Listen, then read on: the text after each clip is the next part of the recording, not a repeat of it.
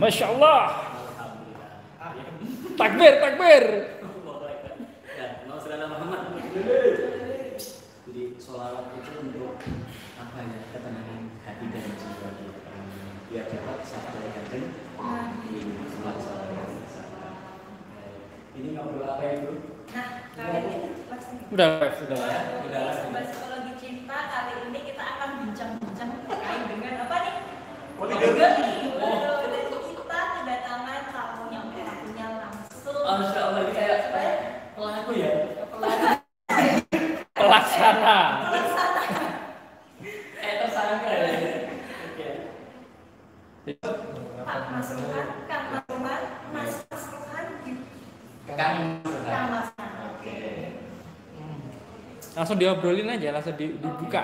Ya makanya, jadi gini kan, ini kan banyak teman-teman dari psikologi cinta ini loh, ya kayak ini, itu jomblo-jomblo, ya, Astagfirullah. cari pasangan itu susah banget. Ganti-ganti jomblo ini gimana ya? Makanya mereka cari satu pasangan aja kesulitan. Nah, kalau Mas Rokan ini kan sekarang berapa? 67. Nggak boleh tuh. Maksimal Pak. Maksimal. Kita bisa belajar gimana caranya untuk ada kesulitan. Jangan dibongkar di sini soal pribadi. Ini saya datang tidak tahu kalau bahas poligami. Langsung ditodong. Langsung ditodong ya poligami ya biasa. Ilmu loh, ilmu kan aplikasinya mungkin bisa macam-macam, nggak perlu pasangan, Ya. sesama makhluk, sama manusia.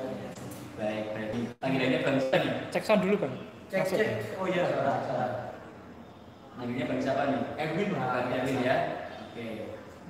Bang Erwin. Mati. Tes ya. Oke.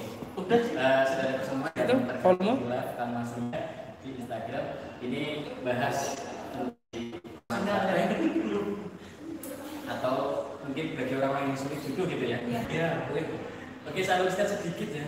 Kalimat pelaku agak gimana, saya kayak tersangka ya. Nanti disampaikan ya yang mengalami langsung. Iya. Kita itu yang kita mewakili yang jomblo ganteng tapi jomblo, fisiknya cantik tapi nggak punya pasangan. Sebenarnya mereka karena minder dengan hal lain. Secara fisik mereka oke, ya sehat, ganteng, cantik. Terkadang minder dengan hal lain. Mindernya apa? Saya mampu nggak ya? Berarti minder karena tanggung jawab. Itu yang dikerjakan. Seringkali teman-teman itu takut tanggung jawab. Nanti kalau saya menikah tuh rawat suami tuh yang perempuan. Nanti saya buatin minuman, buatin makanan, masak.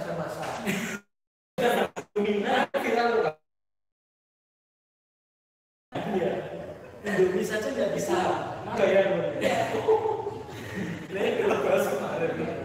Itu loh, kadang personal kita dari teman-teman kita yang anak mindernya takut tanggung, soalnya pelayanan. Terus yang laki-laki pun sama. Aduh, nanti kalau saya menikah sekarang, saya harus menghidupi dong. Saya harus ngurusin semuanya. Nah, itu terlalu dipikirkan mendalam. Jadi saran saya itu memang ada hasrat untuk menikah segera menikah. Walaupun mungkin secara tanggung jawab belum sih siap. Tapi kalau nanti kasih rezeki, karena kalau setelah menikah akan akan mencari pekerjaan karena siap ambil tanggung jawab. Bagi perempuan juga sama. Misalkan dia masih merasa aduh aku kayaknya belum siap ya, dia belajar menyiapkan diri. Kalau memang sudah berhasil, tapi kalau belum ada hasil ya jangan dulu. Akhirnya ya gimana ya, ya jadilah baik-baik aja gitu, pacaran ajaran yang baik ya. Ya baik ya. Jadi pertanyaan untuk anda semua, kalau anda pengen psikologi cinta ya praktekkan dulu dengan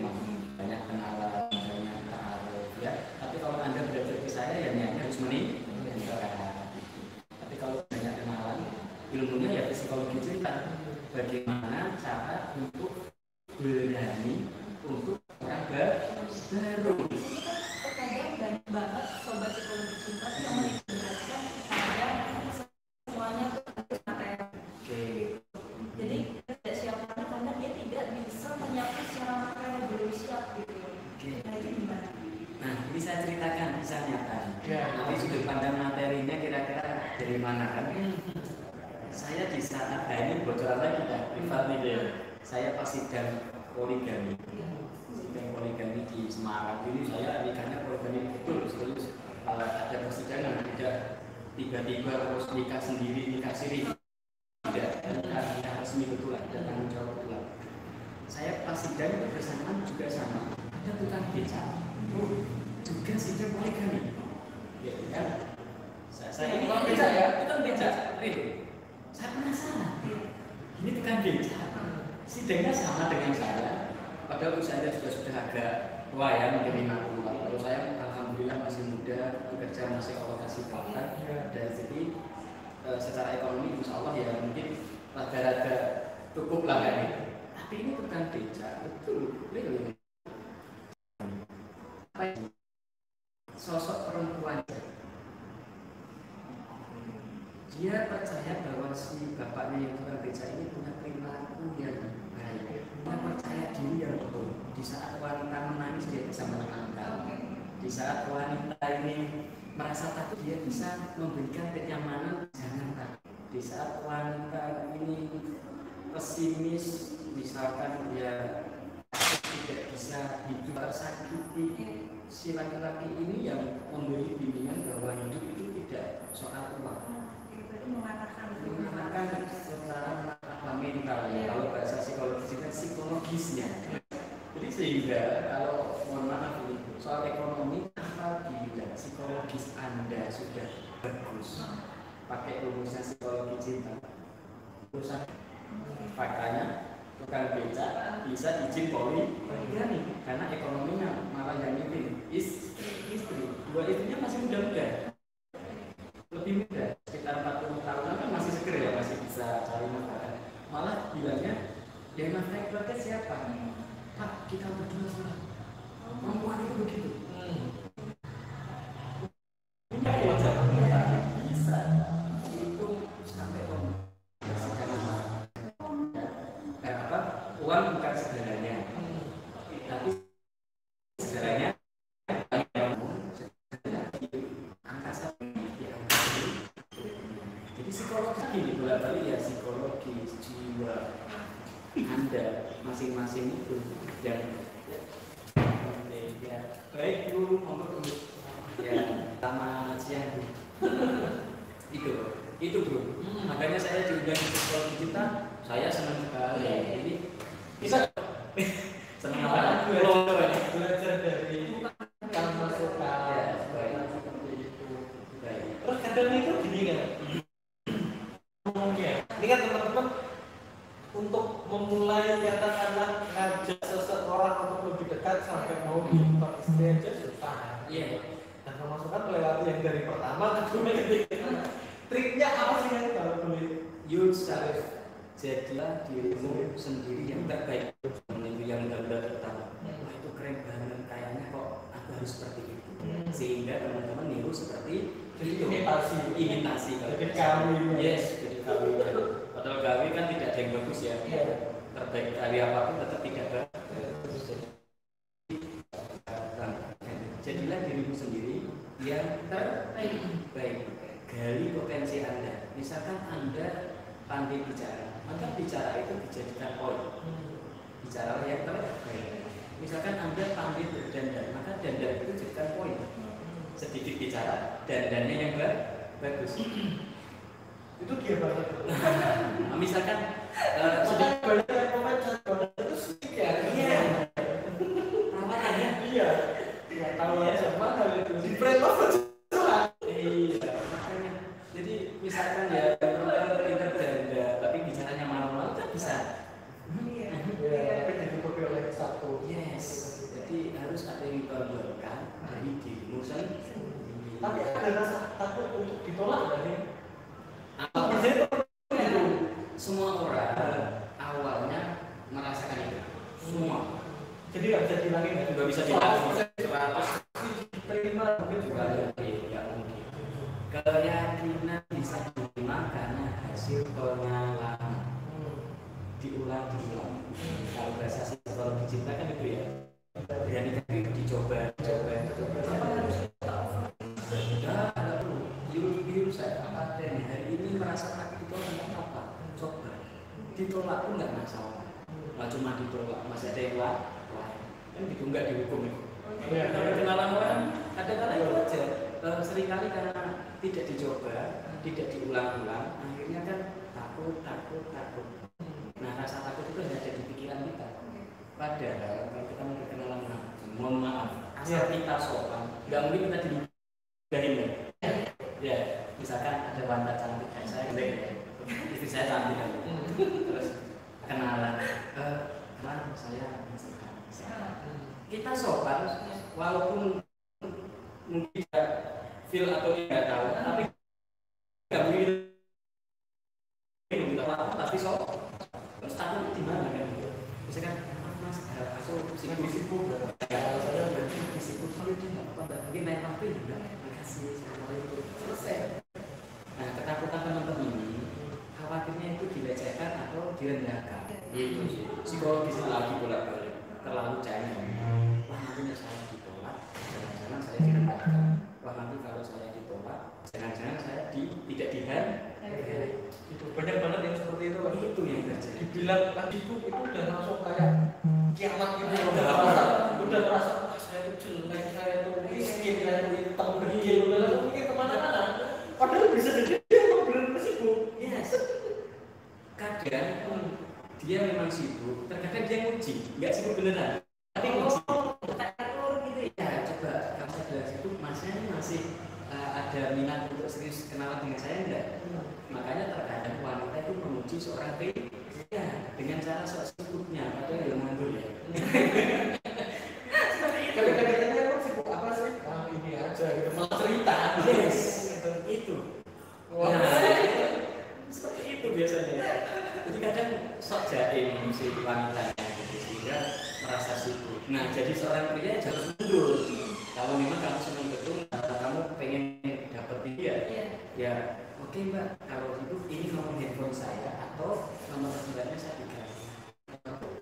Ya misalkan apa? Nama PK psikologi cerita. Kasih kartu nama. Terus kasihkan misalkan situ oh itu kasih kartu kredit. Itu langsung kalau kasih kartu kredit nanti Enggak, bukan kartu kredit. Itu mereka tak boleh sama agensi. Benar kan? Sambil tak ini ya. Barangkali di teman-teman. Oh, cuman brief aja sih kan. Mohon maaf suaranya agak kurang jelas. Yang ini. Oke, tes. Suaranya kurang jelas ya. Gimana ya teman-teman yang di Instagramnya Mas Rokan, kalau suaranya Ya, jelas berkomentar, boleh nanya juga, nanti tak bantu untuk terima kasih Bang. Kalau di sini sih jelas ya. sinyalnya. Sinyal ini. Oke. Tapi kalau saya tadi pakai kuota. banyak yang intinya kan begini, karena mereka masih cemen sih. Soalnya ini kan caranya kalau misalnya ngomongnya gimana sih gitu. Kan biasanya kita butuh contoh dulu ngomong sama seseorang yang gimana sih caranya untuk pede gitu ngomong, kata-katanya gimana gitu. Oke. Saya ulangi kembali. Ini kita sudah belajar dari Oke, jadi begini. Bahkan ini juga saya bahas dulu. Pertanyaannya begini sebelum saya menjawab. Karena ini sudah jawaban. Apakah PD percaya diri itu ada? Pertanyaan saya akan menjawab jawaban Anda. ada ketika kita percaya bahwasanya itu ada. Ini dipengaruhi sih jawaban. Pertanyaan kembali. Oke, mungkin saya jawab ya. Ini sering kali teman-teman apa ya salah mengartikan itu bahwa wah saya tidak pede. Saya tidak pede. Saya tidak percaya diri. Kalau saya sebagai seorang psikolog ya termasuk saya meyakini PD atau percaya diri itu tidak ada. Saya ulangi, ya bisa PD atau percaya diri itu tidak ada. ada adalah sudah terbiasa bacakan kitab di depan jamaah akan lebih pede karena terbiasa motivator RD ya Mbak Rina ini internet kontak ini ya jadi itu karena terbiasa sehingga kita disebut percaya diri. Cuman orang menunjukkan harus terbiasa dulu kan kepanjangan ya. Ini orang bilang jadi percaya diri itu melakukan Iso karena kulino. yes, boso Jawa ini iso karena kulino. Jadi kalau terbiasa terbiasa kenalan sekali ditolak 100 kali paling ditolak berapa? Iya. 1000 kali. Iya.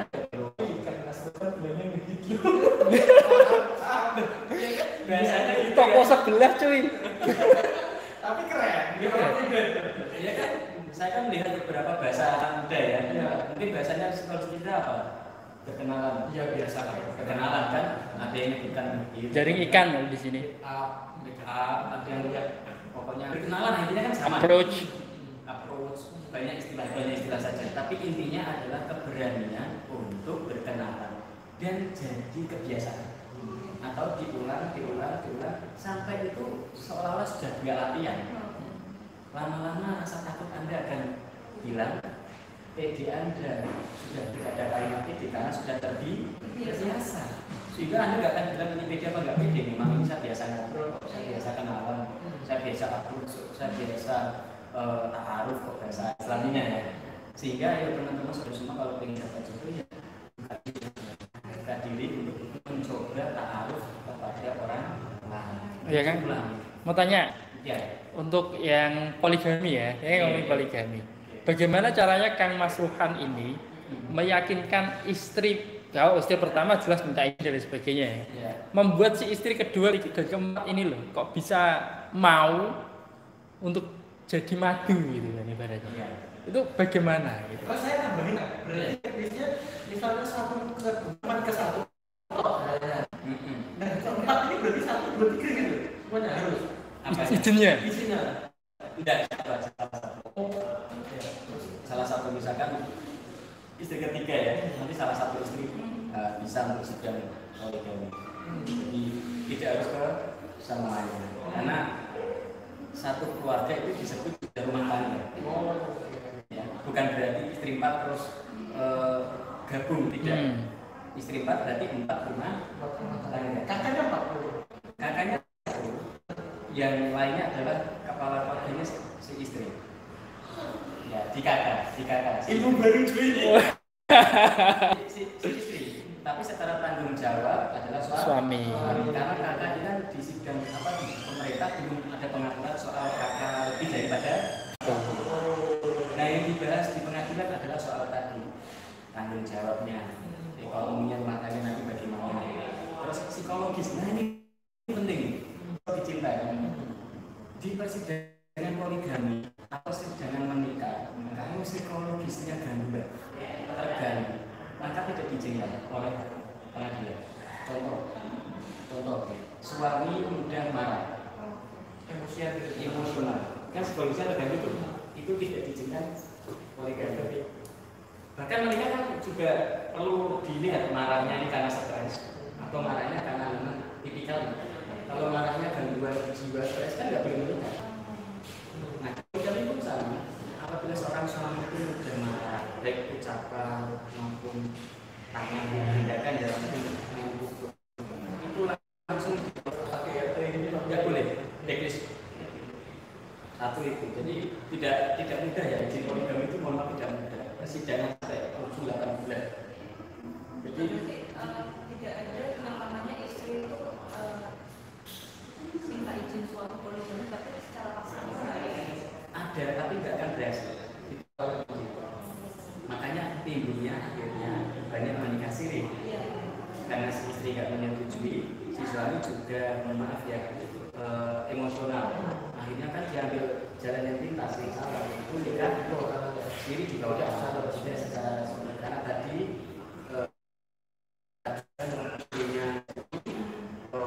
si laki-laki ini memaksakan ini. Jadi maaf ya ibu-ibu, bukan bukannya saya mengajarkan poligami untuk suaminya ya. Saya akan membuka di sini justru malah tidak mudah orang dapat izin poligami. Jadi ibu harus tenang. Jadi negara itu melindungi ya, melindungi. Kalau memang tidak ada Komunikasi. iya, tidak sesuai standar, ya itu tidak boleh. tidak boleh. Jadi negara ini sudah mengatur di undang-undang agama. Tenang saja. Santai saja. Ya, yang Anda khawatirkan justru mendeteksi suami ini selingkuh atau tidak. Suami ini jujur atau tidak. Suami ini berani menyampaikan langsung atau tidak. Yang terjadi itu kan suami tidak jujur kalau punya istri di luar, sehingga dikasih siri kan. Kamu suami berani. Insya Allah yang namanya poligami itu lancar. Kenapa? Karena tadi istri tidak setuju, pengadilan tidak akan mengizinkan. Bayangkan misalkan aku ini poligami ya, nggak boleh. Selesai nggak sudah, nggak bisa. Sudah nggak bisa. Terus yang kedua, calon mertua yang kedua juga harus izinkan. Ada calon mertua juga. Iya, orang tua istri kedua, ketiga, keempat harus mengizinkan. Kalau orang tua nggak mengizinkan juga tidak bisa.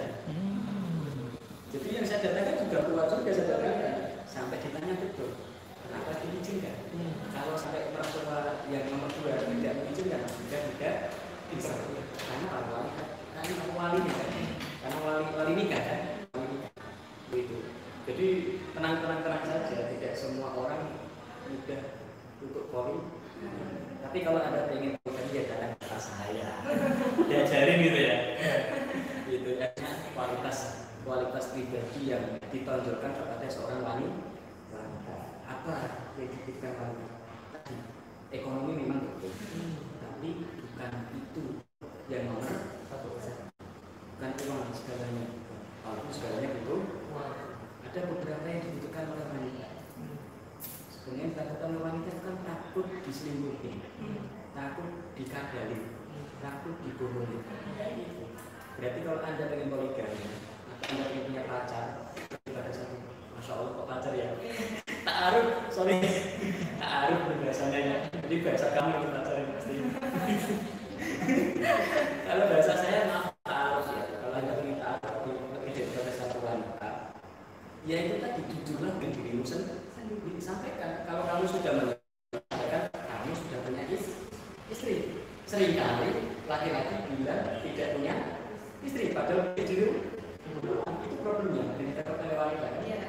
Tapi kalau dia jujur, saya sudah punya istri, tapi memang saya ada niat untuk menikah nanti poligami. Kita banyak yang kayak gitu. Iya, Bilangnya single, ya single parent.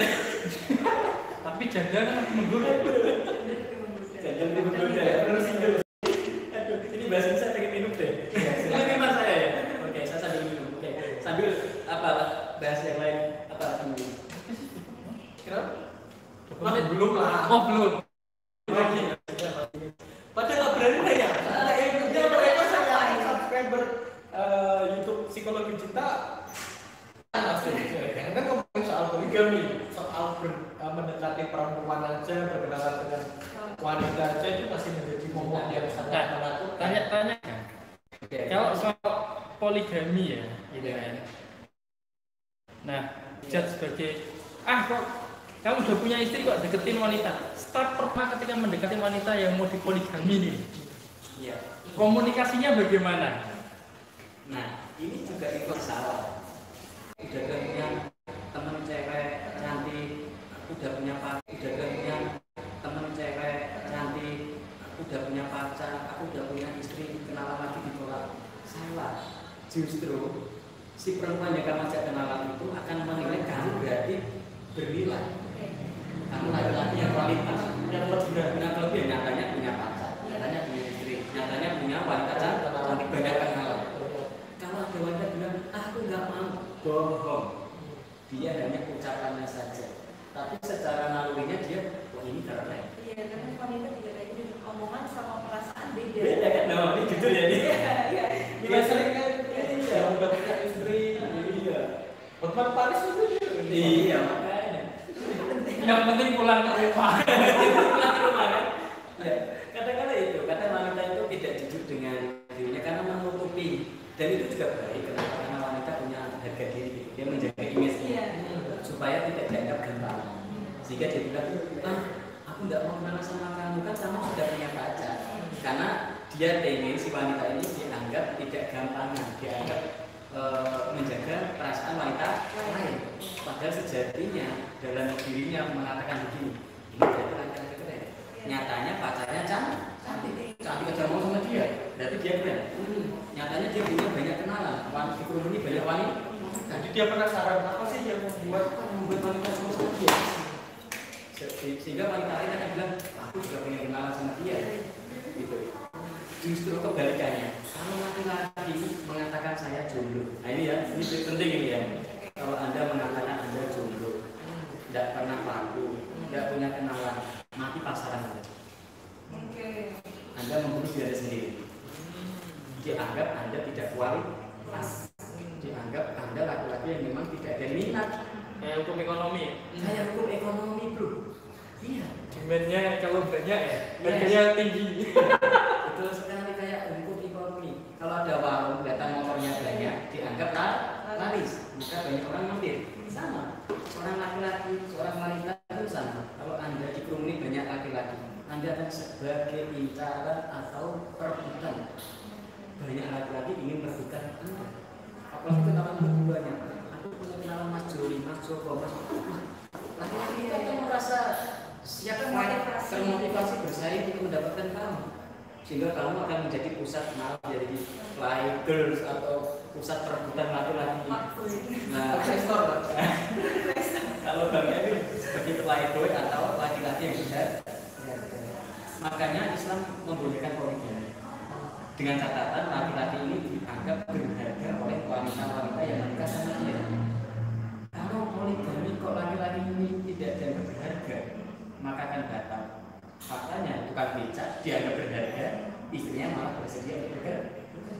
Karena ada ranah lain, yaitu nilai psikologis dan agamanya yang dinilai, bukan nilai ekonominya.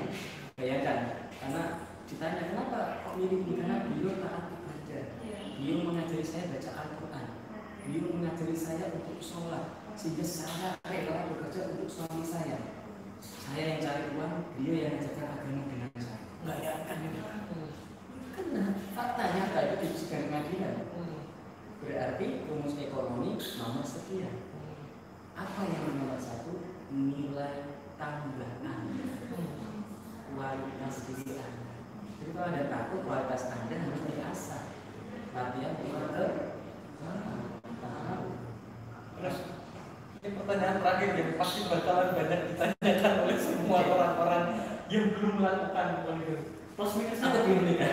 Plus ya. Atau poligami lah kita bahas poligami. Pasti kan ada plus minus. Intinya lah. Oke. Secara garis besar aja. Enaknya apa, gak enaknya apa? Ya.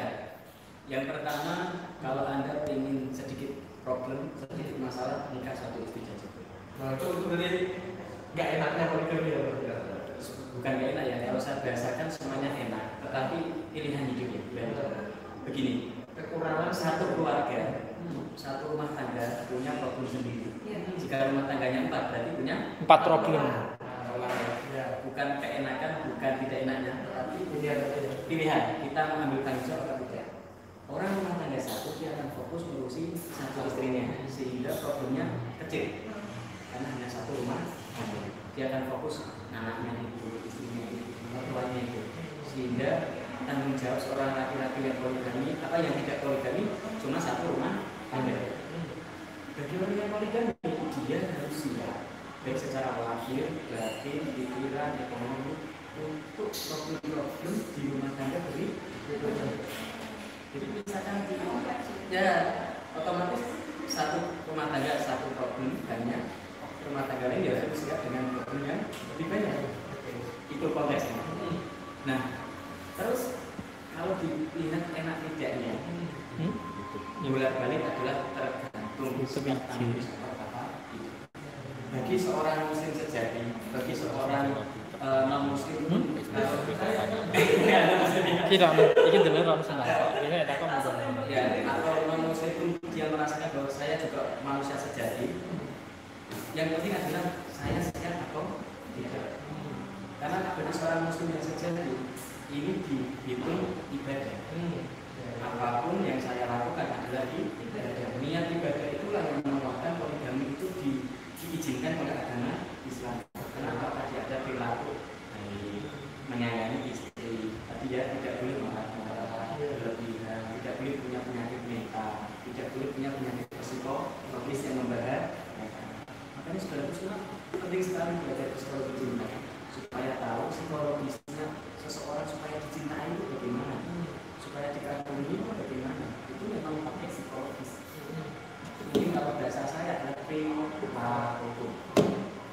Misalkan ini saya ramah dengan orang, kira-kira orang lain ikut ramah? Enak nggak? Enak. Tapi kalau saya udah marah atau mungkin maaf ya tadi tahu-tahu nikah di luar, problem nggak? Jengkelnya ada, sehingga itu tidak enaknya. Jika tidak jujur, tapi kalau jujur enak-enak saja. Karena tahu mau kemana Pak? Mau pulang yang ke sana. Udah tahu kan? Mereka tapi kalau enggak kan mau kemana? Mete. Tapi kalau ada cara membagi yang satu dengan yang lain, adilnya itu porsinya sama atau enggak? Kalimat adil itu tidak harus sama, tapi sesuai dengan kebutuhan. Makanya kenapa dalam rumah tangga imamnya adalah seorang laki-laki, yang menentukan adalah laki-laki. Jadi mau kemana terserah laki-lakinya. Yang penting adalah ada tanggung jawab, kasih sayangnya sesuai dengan kemanusiaan tadi atau sesuai dengan kata-kata. Jadi enak semua ya. Jadi yang nggak enak adalah yang tidak berani Jujur. nikah, yang tidak berani jujur, yang tidak berani berkenalan. Nah, Anda berani tapi jadi Anda berani apa tidak? Kalau Anda nggak berani belajar sama Bang Emi supaya Ikuti kelas jodoh. ikuti kelas jodoh.